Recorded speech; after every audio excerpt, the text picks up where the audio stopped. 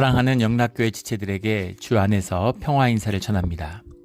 오늘은 2023년 7월 12일 수요일입니다.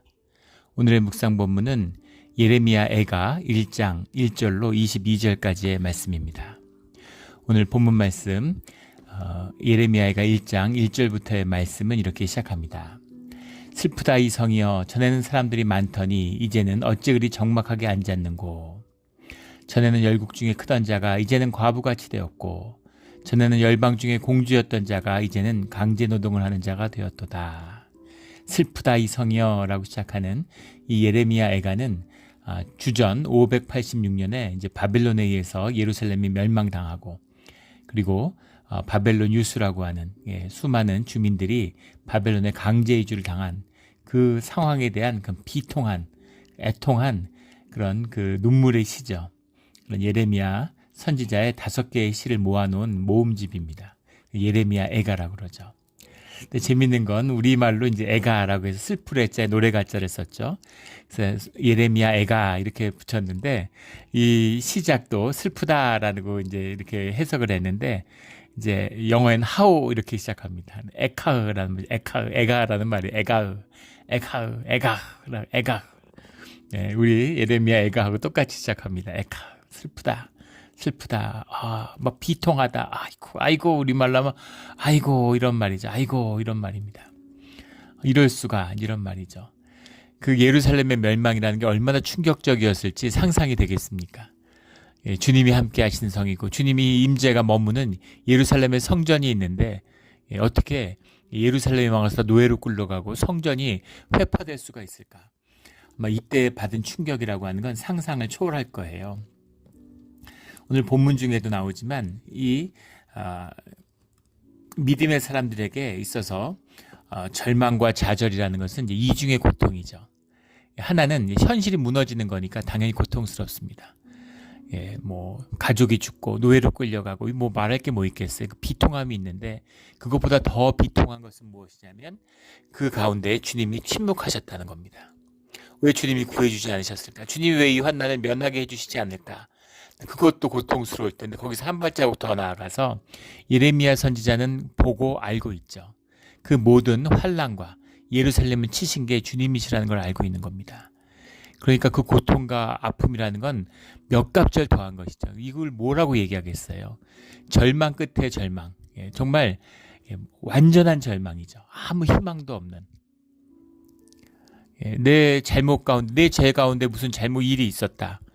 주님께 용서를 구하고 주님이 도와주시겠지 한 소망을 가질 수 있는데, 주님이 징벌을 하시는데 무슨 소망이 있겠습니까? 이런 절망적인 고백, 이것이 이제 예레미야 애가의 전체에 흐르고 있는 깊은 비통함과 슬픔이죠. 그러나 또 이 절망의 기도가 그런 슬픔과 아픔만 있다면 남아있을 리가 없죠. 이 절망과 슬픔의 끝에서 우리가 만나게 되는 그건 그 심령의 회복이 있습니다. 이것이 우리 영의 비밀이죠. 이 깊은 비밀을 만났기 때문에 예레미야 선지자도 마찬가지고, 이 노래를 부르고 이 말씀을 받는 사람들의 심령 가운데 그 깊은 아픔, 그 깊은 절망 가운데 만나는 빛이 있는 것이죠. 그래서 이 슬픔의 노래를 우리가 받는 것입니다. 깊은 슬픔 속에서 또 주님을 만나는, 주님의 깊은 주님의 사랑을 만나는, 주님의 긍휼을 만나는 우리의 기도가 되기를 주의 이름으로 축원합니다. 열국 중에 크던 자가 이제 과부가 되었고, 과부라고 하는 것은 외로움과 절망의 이제 표상이죠. 그러니까 그 시대의 이제 문화를 담고 있는 겁니다. 이때는 여성들이 살아갈 방법이 없잖아요. 그러니까 남편을 잃었다고 하는 것, 또 이것이 가지는 저주받았다, 이런 이제 그 어떤 그 사회적인 편견, 이런 것도 있죠. 거기다 또 외로움도 있겠죠. 여러 가지 복합적인 걸 담고 있는 표상이 이제 과부같이 되었다라는 의미입니다. 전에는 열방 중에 공주였던 자가 이제는 강제 노동을 하는 자가 되었다. 우리가 이 표현은 참 재밌잖아요. 지금도 공주같이 자랐어. 그 사람은 완전히 공주야. 이거는 이제 정말 고생 안 하고 귀하게 여김을 받았다. 뭐 그 아빠들이 딸들 우리 공주님 이렇게 얘기하잖아요. 이제 그런 이 어떤 호강하는 편안함, 예, 이런 거에 상징이 공주라면 강제 노동을 하는 자, 왜 이렇게 해석을 했는지 모르겠는데 라마스라는 말이, 라마스가 뭐 노예죠. 공주가 노예가 되었다는 겁니다. 예, 자유민이 노예가 돼도 그 충격과 고통이 말할 수 없을 텐데 공주로 있다가 노예가 됐다고 생각해 보세요. 이 비참함이라는 건 이것이 유다와 예루살렘의 모습이다라고 하는 그런 비통함이죠. 2절에 밤에는 슬피 우니 눈물이 뺨에 흐르며, 밤에 슬피 운다. 낮에 일을 하고 저녁에는 노예가 잠만 자도 정말 잠만 시컷 잤으면 이런 것이 노예의 삶이잖아요. 고달픈 삶. 근데 밤에 그 슬픔 때문에 잠을 잘 수가 없는 것이죠. 밤이 되면 의식이 잦아들게 되는데 그럼 슬픔이 더 깊이 올라오는 겁니다. 낮에보다 밤에 훨씬 더 슬프죠. 그래서 밤에는 그 눈물이 뺨에 흐르며 눈물이 흘러서 밤에 잠을 잘 수가 없는 그런 가운데 있다라는 겁니다. 사랑하던 자들 중에 그에게 위로하는 자가 없고, 뭐 이것을 이제 뭐 성서학자 중에는 주변에 있는 동맹국들이 망할 때 안 도와줬다 뭐 이런 얘기로 해석하는데 그런 게 아니죠. 예레미야가 무슨 그런 걸 비통해 하겠습니까? 예. 사랑이라는 게 뭐예요? 삶이 하나된, 사람이 깊이 하나된 것이잖아요. 영이 연결되어 있고 삶이 하나된 묶임인 것이죠. 근데 그 가운데 위로가 있을 수 없다라는 겁니다. 모든 것이 다 슬프니까. 예. 자식이 5이 있는데 뭐 첫째는 어려운 일이 있어도 둘째는 좀 좋고 셋째는 어려운 일이 있어도 넷째는 좋고 뭐 이래야 여기서 슬픔이 있으면 저기서 위로가 있는데 5이 다 어려우면 어디서 위로를 얻겠어요? 그런 비유인 거죠. 예, 삶 가운데 자신의 삶에 영향을 주는, 예, 그럼 그 삶의 묶임 가운데 위로가 되는, 평안을 주는 그런 일들이 하나도 없다 이런 것입니다. 친구들도 다 배반하여 원수들이 되었도다. 그 삶의 어려움, 모르던 사람들이 원수가 돼도 원수들이 나타나도 힘들 텐데 친구들이 원수가 됐으니까 그게 얼마나, 그러니까 이런 비통함을 비유하는 거죠. 예.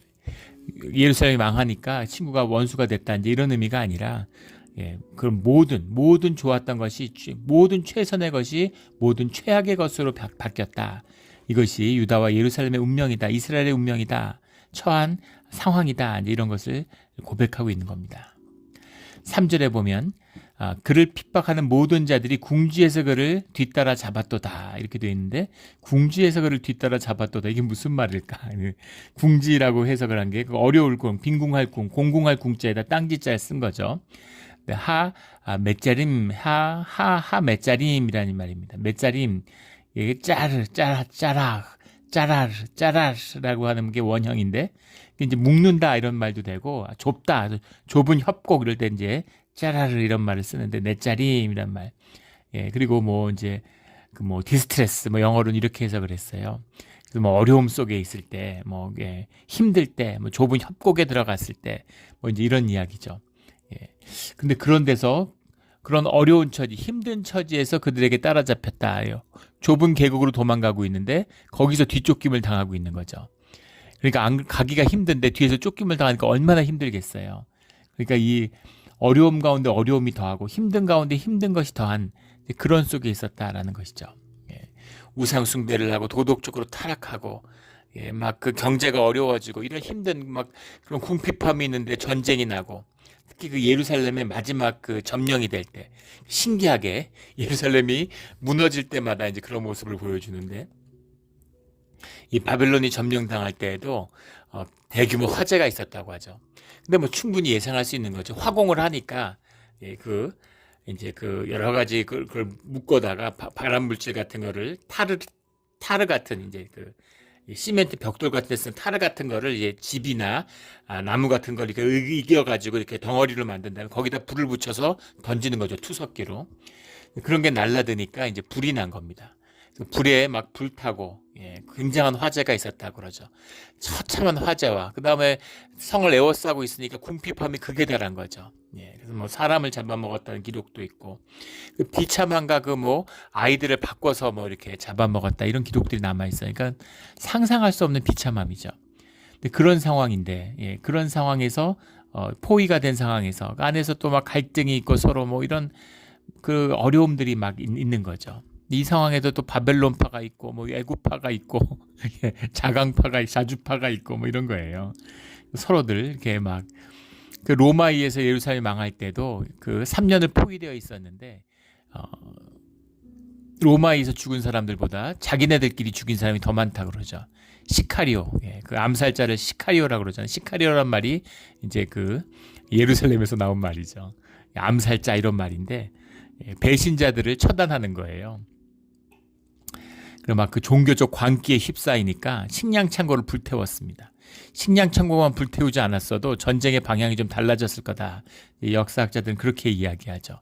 그래서 막 하나님한테 묻지도 않고 말씀을 받지도 않았는데 하나님이 우리를 도우신다 막 이러면서 배수의 진을 친다 이러면서 식량 창고를 불태운 거예요. 어리석음의 극치죠. 하나님이 어떻게 도우신다면 어떻게 도우시는지, 하나님과 어떻게 하나가 되어야 되는지 그런 걸 아무것도 알지 못하는 어리석은 자들이, 그리스도가 왔는데 돌을 던지고 십자가에 못 박은 자들이 하나님이 우리를 도우신다고 배수의 진을 친다고 식량 창고를 불태우고, 우리가 굶겨 죽기 전에 굶어 죽든가 그 전에 주님이 우리를 구하실 것이다, 하나님을 협박하는 거죠. 하나님한테는 그런 게 통하지 않죠. 그런 비참한 최후를 맞았던, 바로 그 예루살렘이 망할 때마다 어떤 그 종교의 그 광기와 그 어리석음 막 이런 것의 그 극치를 보여주는 거죠. 그래서 궁지에서 그를 뒤따라 잡았도다, 이런 표현이 나와 있습니다. 처녀들이 근심하며 제사장들이 탄식하고 성문들이 적막하며 시온도 공고를 받았도다. 4절에는 이렇게 고백하고 있습니다. 시온의 도로들이 슬퍼하며 절기를 지키려 나가는 사람들이 아무도 없다. 이렇게 절기, 예루살렘 늘 절기를 쫓아온 사람들로 이렇게 북적북적이는데, 그런데 실제 거주자는 한 3만 명밖에 안 됐다고 그러죠. 그런데 절기 때는 뭐 100만 명, 200만 명 이렇게 되는 거죠. 막 그런 북적북적하던데 아무도 오는 사람이 없는 그런 적막한 곳이 되었다. 포위되어 있으니까 그런 곳이 되었다라는 겁니다. 5절에 그의 대적들이 머리가 되고 그의 원수들이 형통함은 그의 죄가 많음으로 여호와께서 그를 공고하게 하셨습니다. 망하는 것도 속상한데 원수들이 머리가 되고 원수들의 형통함을 보는 겁니다. 그러니까 더 비참하고 더 고통스러웠겠죠. 이 말씀은 신명기 28장 44절에 원수들이 너희 머리가 된다라는 말씀을 이미 주셨죠. 율법을 버리고 주님께 벗어나면 어떤 벌이 기다리고 있는지에 대한 말씀을 주셨고, 또 넓게 보면 여호수아 8장 33절에 우리 세겜의 예배죠. 이게 신앙의 본질이에요. 그리심산의 축복과 에발산의 저주가 기다리고 있는 거죠. 그것이 세겜에서 같이 선포됩니다. 주님과 함께하는 삶. 주님과 함께하면 뭐 이렇게 사업도 잘 되고 애들도 뭐 좋은 학교 가고 뭐 결혼도 잘하고 건강하고 오래 살고 뭐 돈도 많이 벌고 뭐 그런 거라면 세상에 예수 안 믿는 사람이 누가 있겠습니까? 교회 안 나온 사람이 누가 있겠어요? 세상의 종교들은 다 그렇게 얘기를 하죠. 기독교도 타락하니까 복을 빌어주잖아요. 근데 그런 게 아니라는 겁니다. 그 본질 가운데, 그 깊은 곳에는 축복과 저주가 함께하고 있어요. 이것은 사실 하나입니다. 근데 이것을 우리가 저주로 만날 수 있고 현상적인 얘기죠. 주님을 만났는데 이 저주가 무슨 지옥에 가는 저주겠어요? 그런 것이 아닙니다. 그런데 주님을 만나면 우리가 현상적으로 주님께 축복받을 수, 물질의 축복받을 수 있습니다. 주님이 축복하시죠. 근데 있던 축복도 다 뺏기고 완전히 망할 수도 있어요. 그것은 잘잘못의 문제가 아니라 주님이 인도하신 주님의 길의 비밀입니다. 그래서 에발산의 저주와 그리심산의 축복은 세겜에 함께하고 있는 것이죠. 그래서 주님과 함께하는. 그런데 우리는 육신의 존재잖아요. 망하는 걸 좋아하는 사람이 누가 있어요? 흥하는 걸 좋아하죠. 가난한 걸 좋아하는 사람이 누가 있습니까? 부유한 걸 좋아하죠. 그런데 주님 안에서 주님을 만났는데 그들의 죄악됨이, 그들의 우상숭배가 결국은 주님과 함께하는, 왜 세상 사람들 다 우상숭배하는데 왜 우리 우상숭배했다고 우리가 이렇게 벌을 더 심하게 받습니까? 주의 백성이기 때문인 거죠. 주의 자녀이기 때문인 겁니다. 동네 애들 담배 핀다고 야단치는 아버지가 어디 있겠어요? 자기 자식이 담배 피면 그걸 모른 체 하는 아버지가 어디 있겠습니까? 그런 거죠. 그런 겁니다. 회초리를 맞는 것이죠. 그래서 크게 보면 그것도 주님의 긍휼과 은혜죠. 주님이 나쁜 짓을 하고 죄를 짓는데, 우상으로 빠져드는데 주님이 그냥 모른 체 한다. 주님이 못 본 체 하신다. 이건 정말 심각한 것이죠. 이건 아주 근본적으로 굉장히 무서운 거예요. 우리 늘 주님의 우리가 잘못될 때 주님의 징계한 가운데 주님께 돌이키는, 징계를 받기 전에 돌이키고 회개하는 우리의 신앙의 자리가 되기를 주의 이름으로 축원합니다. 그의 죄가 많음으로 여호와께서 그를 공고하게 하셨습니다. 그 어려움, 그 원수를 형통하게 되고 대적들의 밑에 들어가게 한 것이 주님이 하신 일이다라는 고백입니다. 6절에 딸 시온의 모든 영광이 떠나가며, 딸 시온이라는 표현이 나오는데 시온의 딸, 딸 시온 이렇게 나오죠. 딸이라고 하는 표현은 이제 성경에 아들과 딸의 표현이 나오는데, 아들이라고 하는 데는 유업자를 얘기하는 거죠. 주님의 유업을 물려받은, 감당해야 되는 자다, 이런 뜻입니다. 그리고 딸이라고 얘기할 때는 이제 그런 하나님의 돌보심, 하나님의 은혜와 긍휼을 표시할 때 딸이라는 그런 표현을 쓰죠. 딸과 아들의 어떤 문화적, 이런 그런 문학적 그런 함유를 이야기하는 거죠. 페미니스트들은 이런 걸 들어서 성경을 막 비판하고 이러는데 그런 게 아니에요. 어떤 때 문화가 없는 때가 어디 있습니까?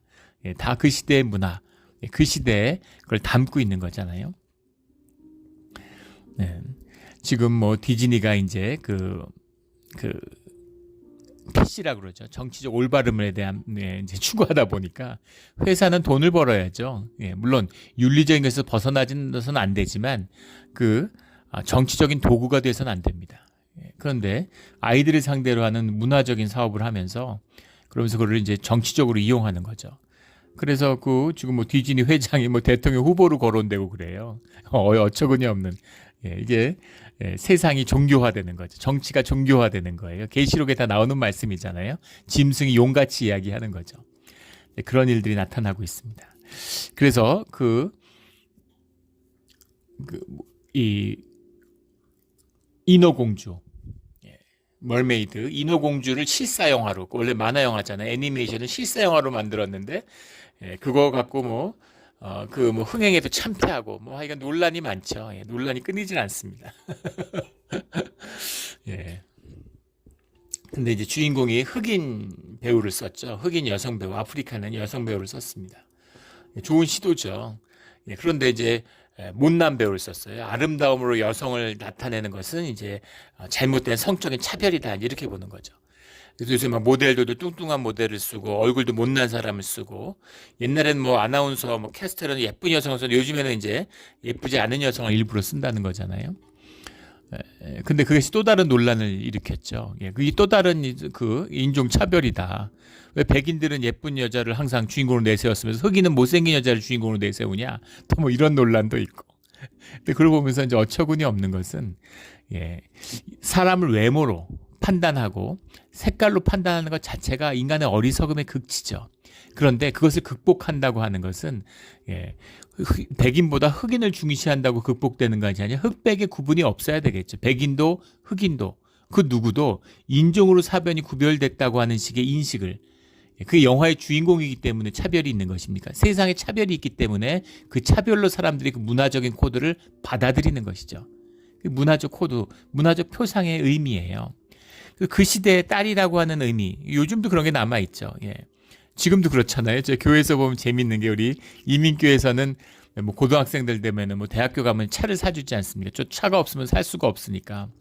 또 도시마다 조금 다르긴 하지만 차를 사주는데 재밌는 건, 아버지가 집에 아버지 어머니가 돈이 있던 없던 부자든 아니든 재밌는 특징이 있는데, 제가 제 경험 안에서는 아들들한테는 좋은 차를 안 사줘요. 물론 사고 낼까봐 그런 것도 있을 수 있겠지만 그 되게 오래된 차, 중고차, 되게 후진 차들을 사줍니다.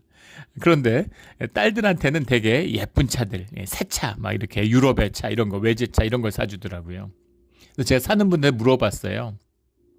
왜 딸아들을 차별하냐고. 그러니까 원래 그런 건 아니고 딸들한테도 중고차 같은 거 사주려고 하는데 딸한테는 차마 그런 걸 사줄 수가 없다는 거예요. 뭔가 좀 예쁜 차, 깨끗한 차, 새 차를 사주고 싶은 마음이 있는 거죠. 딸들은, 남자애들은 좀 이놈들 고생 좀 해봐야지, 군대 갔다 와야 정신 차리지, 이런 마음이 있는데, 딸들은 이제 곱게 꽃길만 갔으면 이런 마음이 있다는 거죠. 저는 딸이 없지만은 딸을 키운 부모님들은 다 그런 고백을 하세요.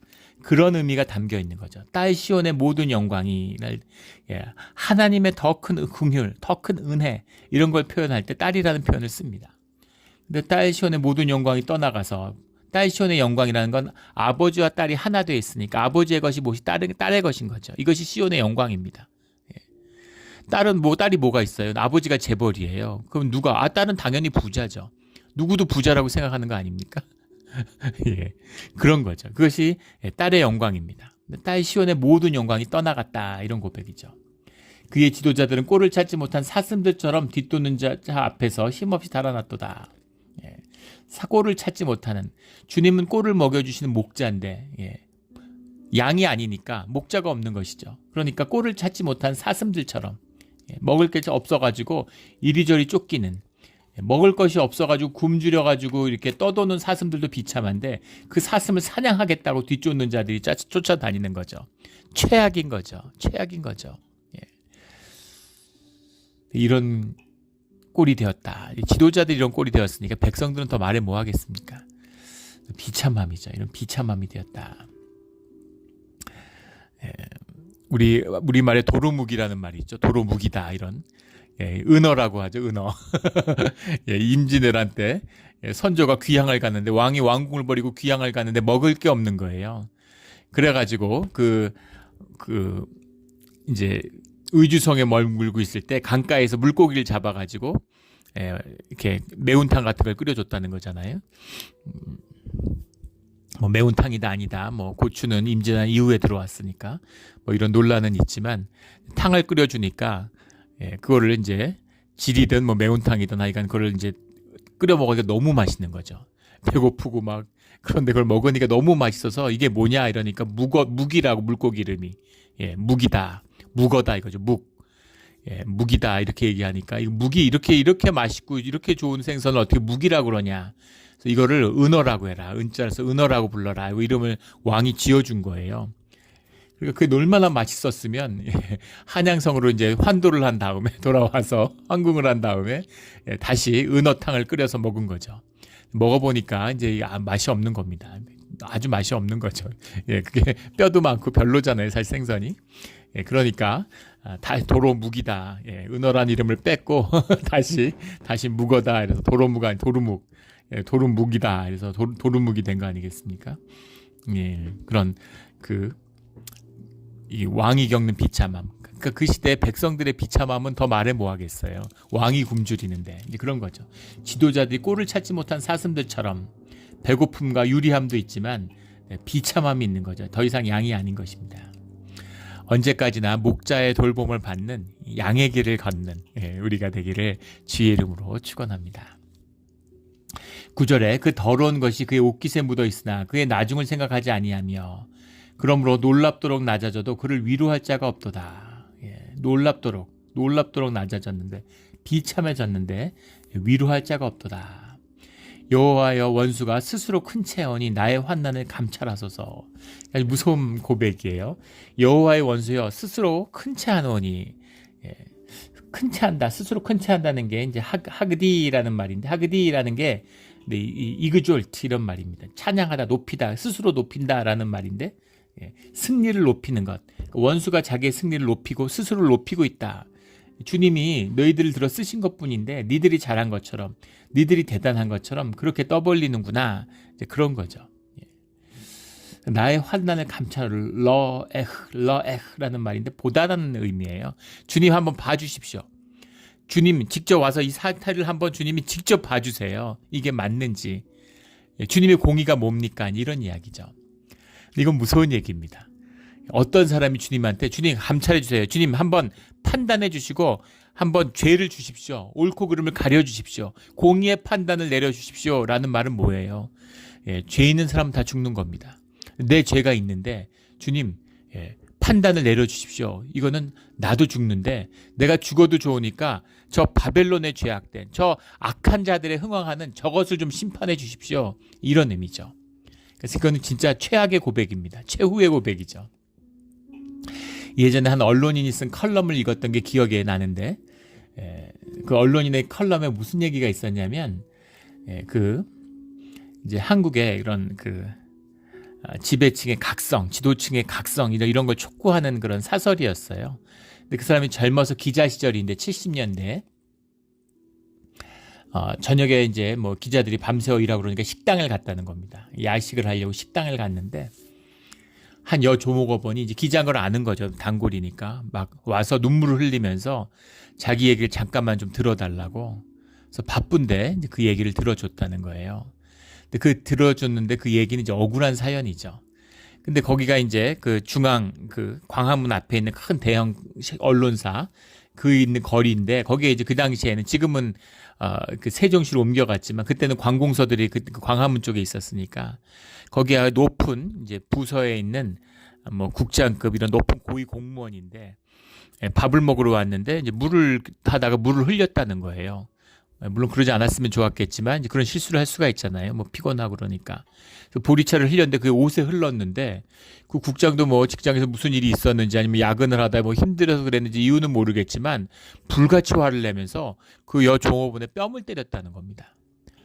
물 좀 흘렸다고 뺨을 맞으니까 얼마나 서럽고 참 그 분하고 원통하겠어요. 요즘 시대 같았으면 꿈도 못 꿀 일이죠. 예. 그러면 바로 감옥 갈 거예요, 아마 한국도. 예. 그리고 요즘 같으면 그 SNS에 올리고 주변에서 이제 그런 거 찍어가지고 올리면 완전히 끝장나는 거죠. 근데 이제 70년대는 그런 시절이 아니었지 않습니까? 권위주의의 시대였기 때문에 굉장히 이제 억울한 사연이 많던 시대죠. 예. 그러니까 그 얼마나 비통하고 억울했으면 그 억울함을 이제 토로하는 거죠, 기자한테. 기자분이 무슨 좀 도움이 됐을까 하는 기대가 있었는지 아니면 그 억울한 얘기들을 막 토로하더래. 가슴 아픈 얘기죠. 돈이 없어가지고 젊은 나이에 학교도 못 다니고 식당 다니는데 얼마나 마음에 한이 많겠습니까? 근데 그 얘기를 하다가 마지막에 뭐라고 얘기냐면 오늘 김일성이 남침을 해가지고 적화 통일이 됐으면 좋겠다고 그렇게 얘기를 하더라는 겁니다. 그게 포인트죠. 그 이야기에 그 기자가 굉장한 충격을 받은 거예요. 엄청난 충격을 받은 거죠. 적화 통일되면 그 종업원은 좋을까요? 좋지 않겠죠. 그런데 나는 내가 죽어도 좋으니까 막 거들먹거리고 불의한 자들, 그런 폭력을 행사하는 자들, 쟤네들이 좀 망했으면 좋겠다. 저놈들 죽고 감옥 가는 걸 봤으면 소원이 없겠다. 이런 것이죠. 좋은 비유인지 모르겠는데 어떤 마음인지 아시겠죠? 주님, 하늘에서 불을 떨어뜨려서 모두 심판받기를 원합니다.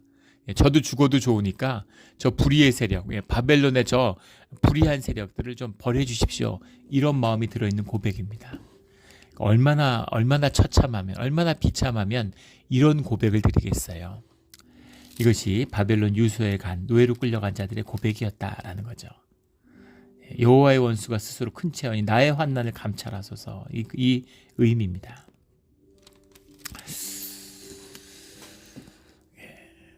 주님이 예루살렘 벌 주려고 그러시는 게 아니죠. 끝을 내려고 하는 심판이 아닙니다. 물론 징계죠.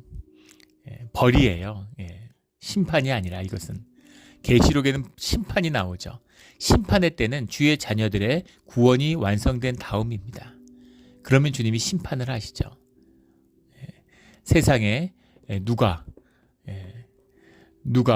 딸기밭에 애가 있는데 무슨 그런 해충 잡겠다고 그 살충제 뿌리는 그런 부모가 있겠습니까? 있을 수 없는 일이잖아요. 그러니까 이 비통함, 이 아픔 이런 것을 이제 보게 되는 것이죠. 여기까지 온 것이죠. 이렇게까지 온 것입니다. 얼마 전에 그 산호세에서 점심을 먹었어요.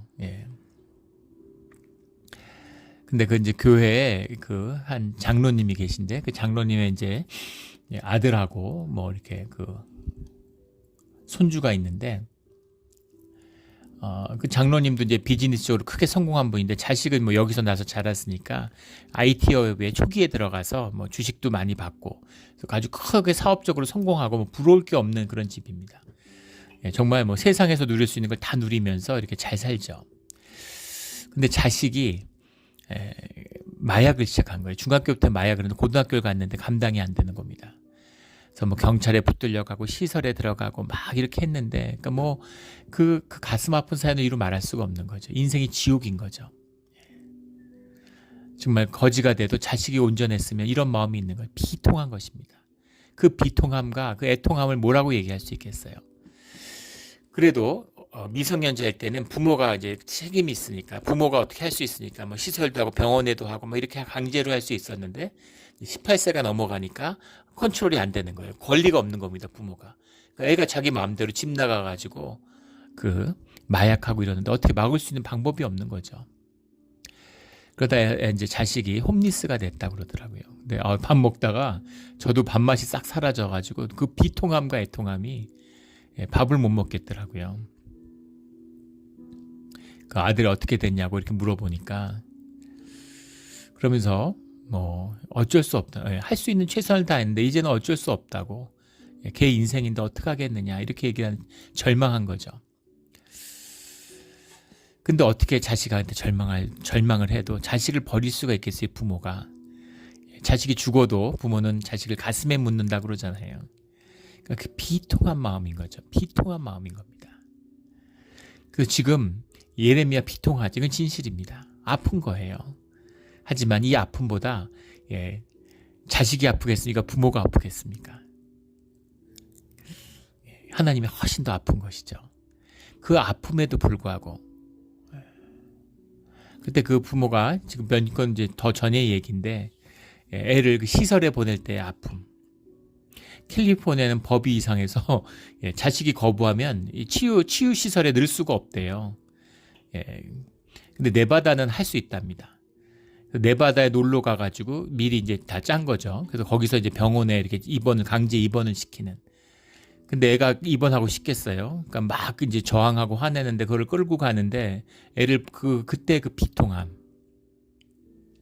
근데 그것이 애를 위한 최선인 것이죠. 그렇게 해야 되는 거죠. 그게 이제 부모의 마음이죠. 그런 아픔이 있는 겁니다. 이런 비통함이 이제 예레미야 애가를 우리 성경 다 봤는데 제일 거의 마지막에 다루고 있는 것 같아요. 그러니까 이런 슬픈 얘기, 아픈 얘기는 하고 싶지 않은 거죠. 만나고 싶지 않은 겁니다, 솔직히. 그러나 이게 모든 것이 주님 안에서 이 아픔과 이 통절함을 가지고도 결코 자식을 버리지 않는, 놓지 않는 주님의 긍휼이 있다라는 그 말씀인 거죠. 13절 말씀에 높은 곳에서 나의 골수에 불을 보내어 이기게 하시고, 이게 무슨 말일까요? 해석을 왜 이렇게 했을까 싶은데, 높은 곳에서 나의 골수에 불을 보내어 이기게 하시고, 원문을 보면 민마로운이라는 게 이제 from above, 위에서부터 이런 말입니다. 살라흐라는 건 이제 그가 보냈다라는 거죠. 살라라는 게 보내다는, 그가 보냈다. fire, 불을 보냈다. 버아스모타이라는 게 이제 내 뼈에다 보냈다 이런 겁니다. 내 뼈에 불을 그가 보냈다. 하늘에서 내 뼈에 그가 불을 보냈다라는 거죠. 그 다음에 와이르덴나흐라는 게 오버파워라는 뜻도 될 수 있고, 그러니까 이건 해석에 갈릴 수 있는데, 높은 곳에서 불이 떨어져서 내 뼈에, 그것이 그 불이 내 뼈를 태웠다, 이렇게 it overpowered them, it burnt them 다 됩니다. 그 불이 나를 태웠다라고 받을 수도 있고, 아니면 그들이, 바벨론이 이 나의 골수들, 내 골수들을 그 불 때문에 them, 그 바벨론의 사람들이 empowered, 힘을 얻었다. 내가 진짜 싸워볼 수 있었는데 주님이 내 힘을 다 뺐기 때문에 내가 제대로 싸워도 못 봤습니다. 그래서 그들이 이긴 겁니다. 이런 고백일 수도 있는 것이죠. 그래서 두 가지로 해석을 나누게 할 수, 좀 원문대로 하다가 해석이 애매하게 지금 본문은 번역이 되어 있는데, 내 뼈를 그 불이 이겼다 이렇게 할 수도 있고, 그 불 때문에 그 불이 그들을 이기게 했다 이렇게 얘기할 수도 있는 거죠. 내 발 앞에 그물을 치사 나로 물러가게 하셨으며, 근데 이것이 이제 예루살렘의 마지막 대화재를 상징하는 것이다, 뭐 이런 식으로 많이 주석이 달리는데, 불이 나가지고 도망을 가야 되는데 밖에 포위하고 있잖아요. 그러니까 밖에 나가도 죽는 거고 성 안에 있어도 죽는 거죠. 그런 진퇴양난, 물러갈 수도 없고 갈 수도 없는 이런 딜레마의 상황을 얘기하신 것이다. 내 발 앞에 그물을 치사, 파라스 레세트라는 말인데, 그물을 이제 투망하듯이 확 펼쳤다 이런 말이죠. 퍼트리다 이런 말입니다. 그 그물을 확 던지잖아요. 그렇게 쳐져 있어서 얼루가도 잡힌다 이런 얘기죠. 그래서 비참한 표현들, 15절에 처녀딸 유다를 내 주께서 술틀에 밟으셨도다 이런 표현들이 나옵니다. 17절에 시온이 두 손을 폈으나 그를 위로할 자가 없도다. 두 손을 폈다라는 것은 우리 기도의 내용이죠. 탄원에 기도할 때. 예. 지금도 유대인들은 그렇게 기도를 하죠. 원래 이렇게 두 손을 높이 들고 기도했는데 점점 이렇게 쪼그라들어서 이제 손을 모으고 기도를 하는 거죠. 예. 그래서 슬픔과 탄원의 그런 몸짓으로 두 손을 펴고 기도했지만 아무도 어떤 위로도 받지 못했다, 이런 겁니다. 위로를 주님이 주시는 건데 주님이 위로를 주시지 않는 거죠. 18절에 여호와는 의로우시도다. 그러나 내가 그의 명령을 거역하였도다. 이런 고백이 나와요. 예레미야 애가는 예레미야의 고백이지만 예레미야가 유다와 한 마음이 돼서 유다의 고백을 토해내는 것도 있고 또 주님의 마음을 받아서 주님의 이름으로 선포되는 말씀으로 나올 때도 있습니다. 우리가 흔히 말하는 심령 기도라고 하는, 대언의 기도라고도 하고 그런 기도의 형태로 나오죠. 이걸 신학적으로 구분해서 복잡하게 설명할 필요가 없죠. 우리가 기도하는 분들은 다 이런 느낌이 뭔지를 느꼈을 거예요. 우리 영이 하나니까 주님의 심령을 깊이 느끼는, 또 우리가 중보기도를 하다 보면 그 아픔을 내 아픔으로 깊이 경험하는 이런 기도의 고백이 나오는 거죠. 근데 그 고백 가운데 그 아픔을 토로하고 그 아픔을 이야기하고 있지만, 왜 예레미야는 하나님의 아픔을 느끼면서 유다의 아픔을 이야기할까? 유다의 아픔도 느끼고 하나님의 아픔도 느끼는 것이죠. 자신의 아픔도 있는 겁니다. 내가 아픔의 뜻을 고백하지만 여호와는 의로우시도다라는 고백을 잊지 않았다는 거죠. 하나님의 뜻을 반역하거나 하나님의 하신 행위에 대해서 반발하는 것이 아니라는 겁니다. 내 슬픔을 있는 그대로 고백하는 거예요. 이것이 주님과의 관계, 주님의 심령을 받은 자들, 믿는 자들의 고백입니다. 우리 믿음이 있고 신실하다 그러면 아프면 안 될 것 같고 늘 기뻐하라고 그랬는데 나 아픈데 기뻐하다고 거짓말하고 이런 게 아닌 거죠. 아프면 아프다고 얘기하는 겁니다. 주님께 원통하지 않나요? 믿음이 있으면 원통한 것이죠. 주님께 그 원통함을 고백하는 거죠. 위로가 되어주실 수 있는 분은 주님밖에 없기 때문입니다.